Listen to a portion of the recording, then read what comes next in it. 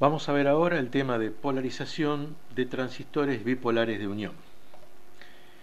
El objetivo de esta parte de la clase será comprender qué es la polarización y cómo se calcula el punto de funcionamiento estático de un transistor cuando se encuentra formando parte de un circuito.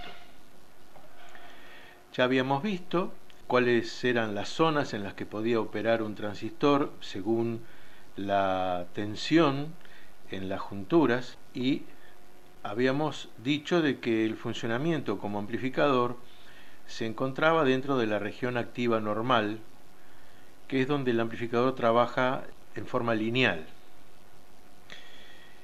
Para operar dentro de esta zona, cualquier dispositivo semiconductor necesita la aplicación de una tensión y corriente continua que lo preparen para funcionar en un punto determinado.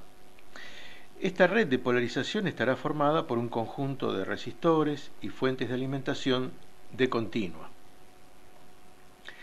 Las otras dos zonas que también vamos a tener en cuenta son la región de corte y la región de saturación. En estas dos regiones, el transistor funciona normalmente en circuitos digitales. Habíamos visto también las curvas características.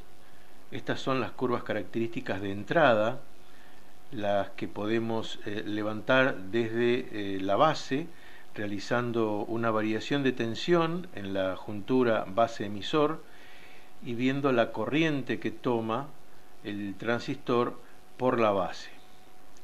Vemos que es muy similar a la de un diodo común. Y por otro lado habíamos visto las características de colector, las características de salida, en donde registramos el valor de la corriente de colector en función de la tensión colector-emisor para distintos valores de corriente de base. Lo que podemos apreciar en estas curvas, que son similares a las reales, es que para una misma corriente de base, por ejemplo acá 10 microamperes, el transistor varía la corriente de colector dependiendo de la tensión colector-emisor que se esté aplicando. En pocas palabras, esto lo que nos está diciendo es que dependiendo de la tensión colector-emisor, la tensión que se aplica en el colector con respecto al emisor, la corriente del colector varía para una misma corriente de base, lo que nos está indicando de que hay una variación de ese parámetro beta que habíamos considerado. En pocas palabras, el parámetro beta varía con la tensión colector-emisor, además de variar con la temperatura, por supuesto. Uno de los puntos característicos que habíamos señalado era el de la tensión B base emisor on. Para esta tensión B base emisor on habíamos considerado que comienza la conducción del diodo base emisor. Entonces, para cualquier tensión entre 0 y la tensión B base emisor on, habíamos supuesto que no teníamos corriente de base y por lo tanto tampoco corriente de colector. A esta región la llamábamos región de corte y es una zona en la que el transistor se puede encontrar con una pequeña corriente, pero no la vamos a tener en cuenta. Otra región era la región de operación lineal, que es ya cuando la tensión de base supera a la tensión B base emisor on, que en el caso de las curvas de salida está representada en esta zona. Esta zona es la zona de operación como amplificador, es una zona donde el transistor puede trabajar en forma lineal. Eso quiere trabajar en forma lineal, lo que nos dice es que la tensión que coloquemos de señal en la entrada del amplificador se replica en la salida en una forma relativamente lineal o lo más lineal posible.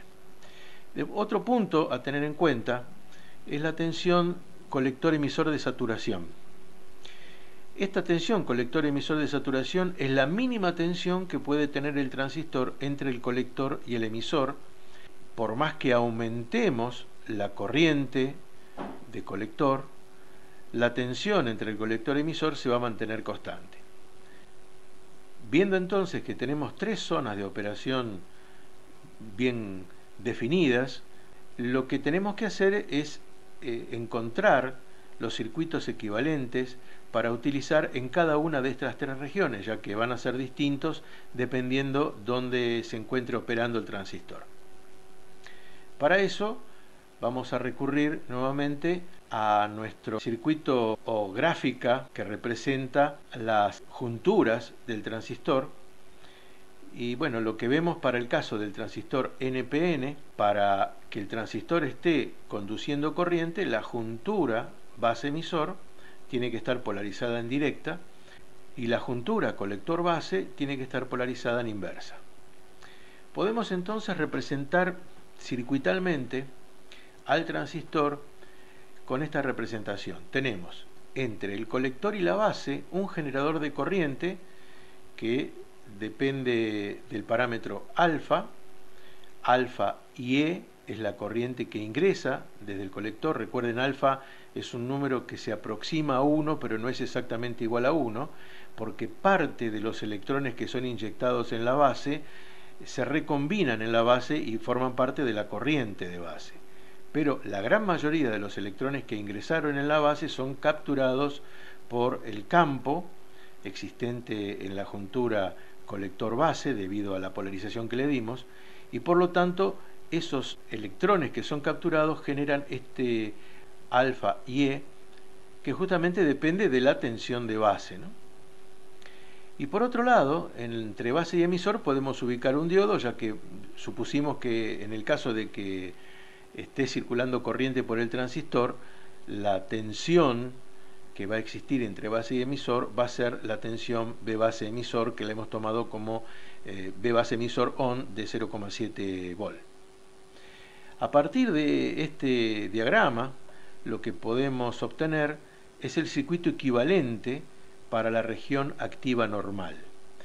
El circuito equivalente para la región activa normal lo vamos a representar con un generador de tensión de la tensión B base emisor on, 0,7 volt, como en el caso del diodo, y un generador de corriente dependiente de la corriente de base, beta por I de base. Ahora, para el caso de la región de saturación, ahora lo que tenemos es que ambas junturas se encuentran polarizadas en directa. Una de las cosas que va a suceder es que la caída de tensión en la juntura base emisor va a ser mayor que la caída de tensión en la juntura base colector. Debido a eso, la tensión colector emisor de saturación es menor a la tensión base emisor on del diodo base emisor, ¿no? Entonces, a partir del conocimiento de que el transistor está en la zona de saturación, el circuito equivalente por el cual tenemos que reemplazar al transistor es este que encontramos acá. Otra zona, la región de corte, el circuito equivalente es este que tenemos representado, en donde a circuito abierto se ve que la corriente de colector, la corriente de emisor y la corriente de base son nulas, es igual a 0.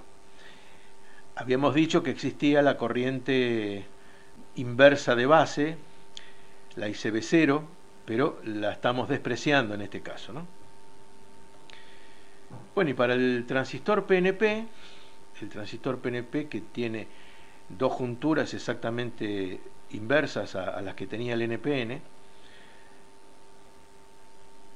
el diagrama circuital que podemos mostrar es este, donde ahora tenemos el diodo de la juntura emisor base, que conduce corriente en este sentido, y que esa corriente deriva en un generador controlado, alfa y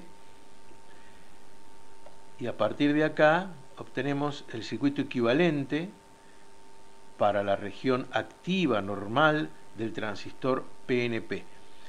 Entonces, al transistor PNP, si estuviera en la región activa normal, lo tenemos que representar con este circuito equivalente que tenemos acá a la vista.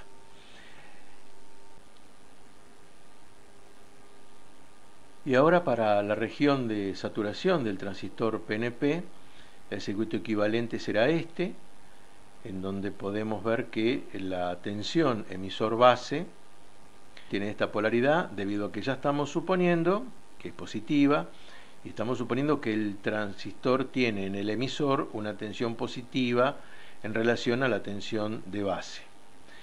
Al igual que del lado del colector, la tensión emisor-colector, que es igual a la tensión emisor-colector de saturación, también la definimos como positiva porque estamos suponiendo que el emisor está más positivo que el colector, ¿no? Para la región de corte, ahora ya no tenemos corriente, las tres corrientes son iguales a cero, ahora el transistor se encuentra a circuito abierto y este sería el circuito equivalente a reemplazar, el transistor lo reemplazaríamos por este circuito equivalente si demostramos que el transistor está en la región de corte. Método de análisis. Bueno, acá tenemos planteado un problema, un ejemplo, en donde lo que queremos es analizar al transistor Q1, que se encuentra polarizado por esta red de resistores y una fuente de alimentación VCC. Definir en qué zona se encuentra polarizado, en qué zona de operación está el transistor, sería encontrar cuál es la corriente que circula por el transistor, por lo tanto, cuál la corriente de colector, cuál la corriente de emisor y cuál la de base, y además también encontrar las caídas de tensión, la caída de tensión en el colector, de colector a nuestra referencia y de emisor a nuestra referencia. Por el método de mallas, analizar cuáles son las corrientes I1, I2 e I3 de las tres mallas y de esa manera poder después ubicar la caída de tensión en los resistores RE y RC, por ejemplo, para tener la corriente de colector y la corriente de emisor. El problema que se nos genera es que no tenemos claro cuál es la corriente de base como para poder definir cómo plantear la ecuación de la malla. Entonces, tanto para esta malla como para esta otra, la corriente de base no está bien definida. Y no está bien definida porque el beta del transistor dijimos que se modifica con relación a la corriente de colector. Así que lo que vamos a hacer es utilizar un método que es el método simplificado, en donde lo que prevalece va a ser la tensión entre base y emisor. Vamos a suponer que la tensión entre base y emisor es la tensión BB-on, y si esa tensión está presente, entonces el transistor tiene circulación de corriente. Si tiene circulación de corriente, lo que después nos queda pendiente es averiguar si está trabajando en la zona de saturación o en la región activa. Para eso, lo que podemos hacer es seguir los siguientes pasos. Vamos a imaginar que quitamos el transistor y luego calculamos qué tensión habría entre la base y el emisor si no estuviera presente el transistor. El análisis se bifurca dependiendo si la tensión base-emisor es mayor a 0,7 o no. Si por ejemplo la tensión no es mayor o igual a 0,7 volt, tenemos una tensión entre base y emisor menor a 0,7, estamos en la región de corte, sustituimos al transistor por el modelo en corte, que es un circuito abierto, y resolvemos el circuito. Si la tensión fuera mayor o igual a 0,7 volt, vamos a suponer que se encuentra en la región activa normal, reemplazamos el transistor por el modelo equivalente de la región activa normal y calculamos la tensión colector-emisor. Si después de haber calculado la tensión colector-emisor, al haber reemplazado por el circuito equivalente de la región activa normal, nos encontramos que la tensión colector-emisor es menor a 0,3 volt, entonces, si la tensión es menor, sabemos que estamos en la región de saturación, sustituimos el transistor por el modelo en la región de saturación y resolvemos el circuito. Si la tensión colector-emisor fuera superior a 0,3 volt, entonces estamos en la región activa normal y podemos calcular a partir de ahí el punto de funcionamiento Q en donde se encuentra el transistor. Resolveremos un ejercicio para poner en práctica lo visto en relación al análisis de un circuito. Acá tenemos al transistor Q1 con su red de polarización formada por una fuente de alimentación de continua, VCC, un divisor de tensión que polariza la base, un resistor en colector y un resistor en emisor. No necesariamente tienen que estar todos los resistores, podría ser que alguno de ellos tenga valor 0 y directamente que no esté, como por ejemplo podría ser que RB no existiera. Los datos son una tensión VCC de 12 volt, los valores de los resistores, y nos dicen también que el transistor Q1 es un BC548B. Al plantear un ejercicio como este, el inconveniente que tenemos es que para poder leer la hoja de datos del transistor y obtener el valor del beta que vamos a utilizar para resolver, nos encontramos con el problema de que no sabemos exactamente la corriente que circula por el colector y por lo tanto no tenemos información para ingresar a leer cuál es el beta que vamos a utilizar de Q1, ya que varía de acuerdo a la corriente de colector. Así que lo que vamos a hacer es primero un análisis estimativo de la corriente que circula por colector. Para ello, lo primero que vamos a hacer, como vimos en el método, es retirar el transistor y evaluar la tensión que hay entre base y emisor. Aquí estaba conectada la base, aquí estaba conectado el emisor del transistor, y como no circula corriente a través del resistor RE, la diferencia de potencial a través del mismo es nula, entonces este nodo se encuentra a 0 volt. Lo que nos falta averiguar es qué tensión hay en el nodo entre los resistores RA y RB. Para eso hacemos el divisor potenciométrico y obtenemos que la tensión en el nodo entre las dos resistencias es 1,53 volt. Entonces, la tensión que quedaría aplicada al diodo base emisor sería 1,53. No está el corte, el transistor, la tensión es superior a 0,7.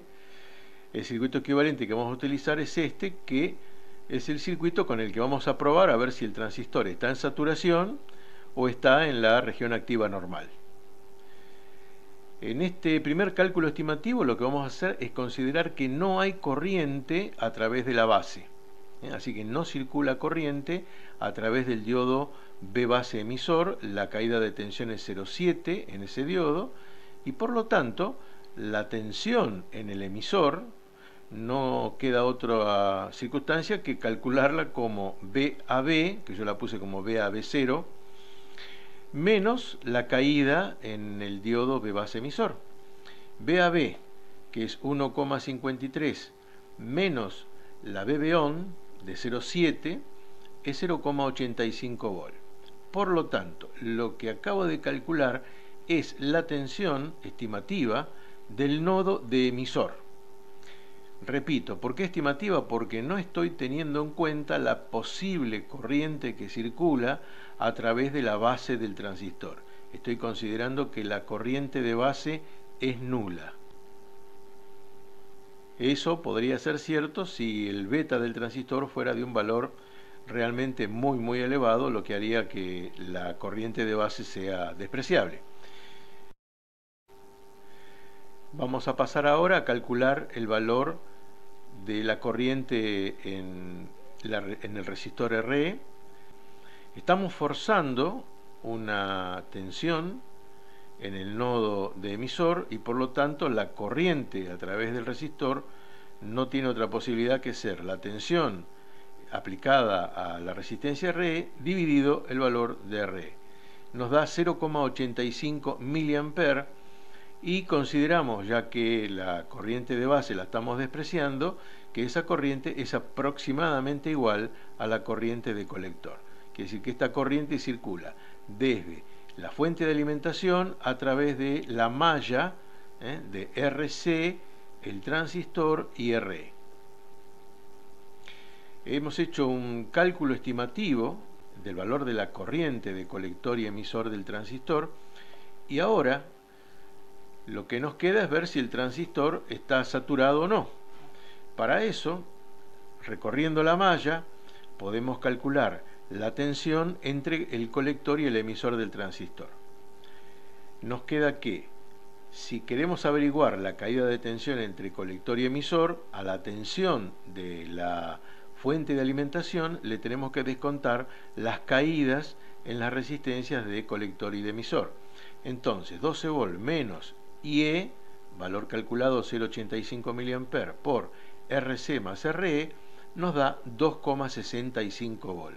Lo que nos está diciendo que el transistor está dentro de la región activa normal, no está saturado. Si nos hubiera dado un valor menor a 0,3 o incluso negativo, que sería un absurdo, si el valor fuera negativo, entonces tendríamos que cambiar el circuito por el circuito equivalente en saturación y volver a recalcular.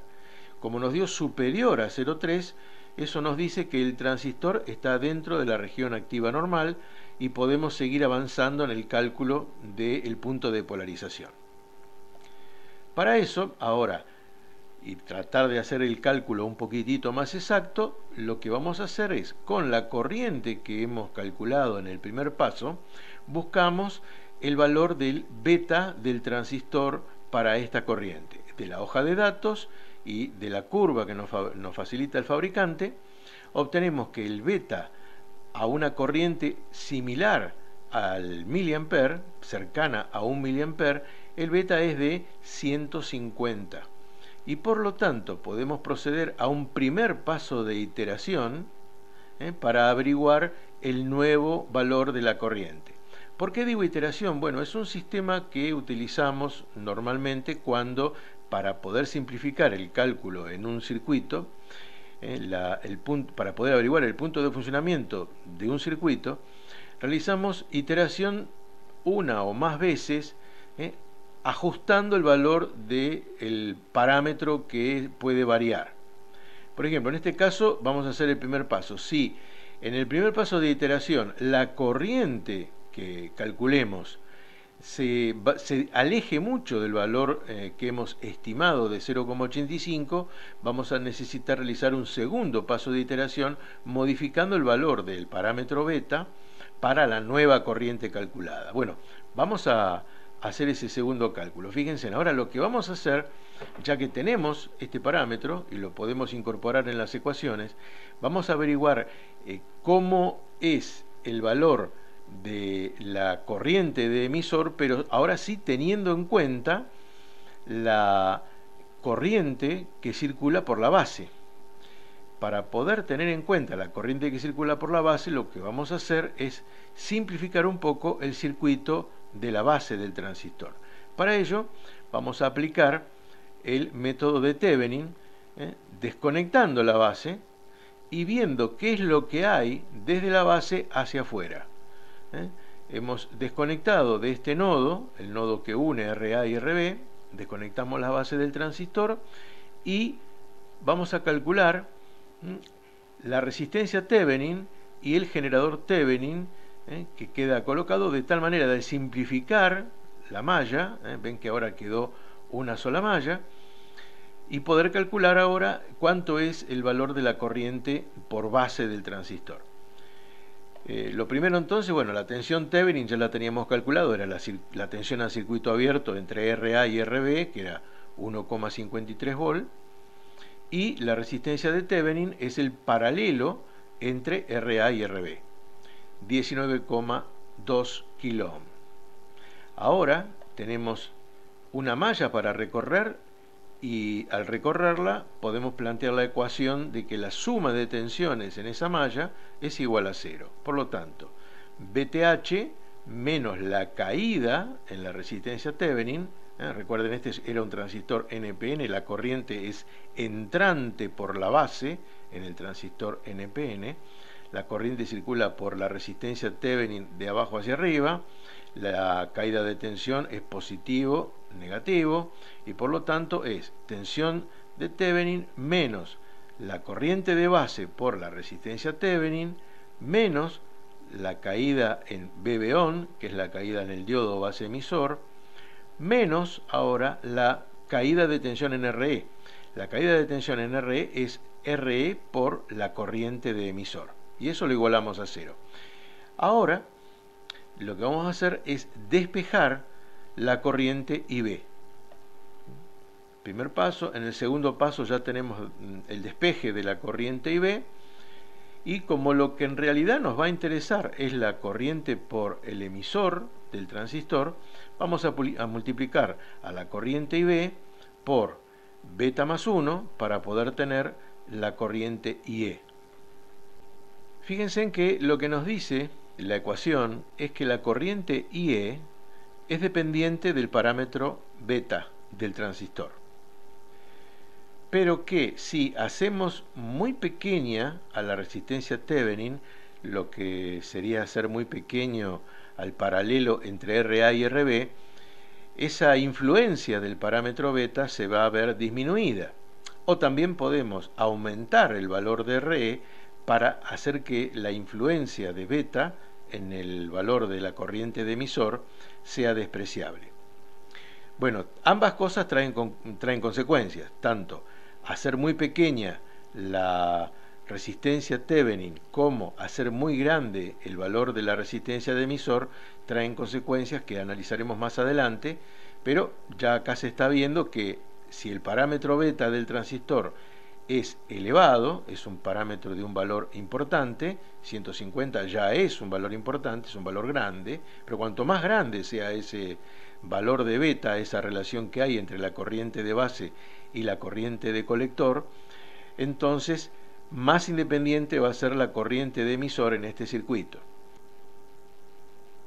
Es interesante ver que el efecto que produce la incorporación del resistor RE es una realimentación negativa en el circuito. Si recorremos la malla y vemos que si al aumentar la corriente por el emisor lo que sucede es que aumenta la caída de tensión en RE y por lo tanto disminuye la corriente de base, ahí podemos comprender que un aumento inesperado, por ejemplo por aumento de temperatura, un aumento de la corriente de colector o de emisor, que es la que circula por esta rama, va a producir una modificación en la corriente IB y la va a reducir. Un aumento de corriente en el colector produce, gracias a la incorporación de esta resistencia RE, una disminución en la corriente de base y por lo tanto se controla esa corriente. El siguiente paso va a ser calcular entonces ahora con la incorporación de este parámetro beta de 150 la corriente IE en este primer paso de iteración. Nos da 0,74 mA. El segundo paso de iteración sería ver si esta corriente de 0,74 mA produce una gran diferencia en la variación de beta para poder, si la diferencia es importante, realizar el segundo paso de iteración y calcular con más precisión la corriente de colector. No lo vamos a hacer, es muy similar a este valor de corriente el parámetro beta del transistor. Lo que sí, teniendo todos estos puntos, podemos proceder ahora a introducir nuevamente el concepto de recta de carga. Ahora va a ser la recta de carga estática. El transistor va a tener dos rectas de carga. Una, la recta de carga estática, que es la que vamos a poder trazar ahora con los valores que tenemos, corriente de colector, por ejemplo, y otra, la recta de carga dinámica, que la veremos en la próxima clase. ¿Qué es la recta de carga estática? Bueno, es la recta que nos representa esta ecuación que está acá. Fíjense, esta ecuación nos da el valor de la corriente de colector, que es este eje, en relación a la tensión colector-emisor, que lo tenemos en este otro eje. Entonces, para cada valor de corriente vamos a tener un valor de tensión uno y solo uno, y por lo tanto podríamos dibujar una recta sobre este par de ejes coordenadas que nos muestre cuáles son los puntos que podría ocupar la operación del transistor a medida que se va modificando la corriente de colector. Para eso vamos a utilizar solamente dos puntos. Por ejemplo, vamos a utilizar como primer punto el que corresponde a una corriente de colector igual 0. Para la corriente de colector 0 estaríamos sobre el eje Verificamos y la única posibilidad para que IC sea 0 es que la tensión colector-emisor en el transistor sea igual a la tensión de fuente. Por lo tanto, la tensión colector-emisor para una corriente nula es ni más ni menos que 12 volt, que es la tensión de BCC. Bueno, y eso se interpreta así. Si no hay corriente por la malla, las caídas de tensión en RE y en RC son nulas. Por lo tanto, el emisor queda a 0 volt y el colector queda a 12 volt. El otro punto sencillo de calcular es la corriente máxima que podría circular por la malla, y eso va a acontecer si el transistor estuviera en un modo de saturación tan profundo que la tensión entre sus extremos sea nula. Eso en la realidad no va a suceder nunca, pero lo vamos a utilizar para poder encontrar un punto fiable de la recta, y para ese punto lo que hacemos es B colector emisor igual a 0, y nos va a dar un valor de la corriente de colector igual a BCC sobre RC más RE, que es 1,09 mA. Tenemos dos puntos y nos queda solamente trazar la recta de carga. Esta que está acá es la recta de carga estática, tiene una pendiente que está relacionada con RC y RE, le dejo para ustedes ver cómo es el tema de la pendiente de esta recta, pero ahora dentro de esta recta se encuentra el punto de operación que hemos calculado. Ese punto de operación tenía una corriente de 0,74 mA, que la ubicamos aquí, y si nosotros trazamos ahora una paralela, encontramos el punto de operación, y ahora si bajamos, encontramos la tensión colector-emisor que tiene el transistor cuando está operando con 0,74 mA. Esa tensión la podemos calcular con la ecuación, es 12 menos 0,74 por 11 kiloohms, que es la suma de RC más RE, y eso nos da 3,86 volt con la ecuación, y con nuestra gráfica estamos aproximadamente en 3,9 volt, ¿no? Bueno, cosa importante entonces, hemos podido ubicar dónde tenemos polarizado el transistor en nuestra recta de carga. Fíjense en que ahora, si decidimos modificar la polarización del transistor, el punto Q se va a mover siempre a lo largo de la recta de carga. Las conclusiones. Hemos analizado el método de análisis para el cálculo del punto de funcionamiento estático. Esto es relevante ya que, como veremos a continuación, es extremadamente importante conocer la ubicación de este punto para el análisis del transistor como amplificador.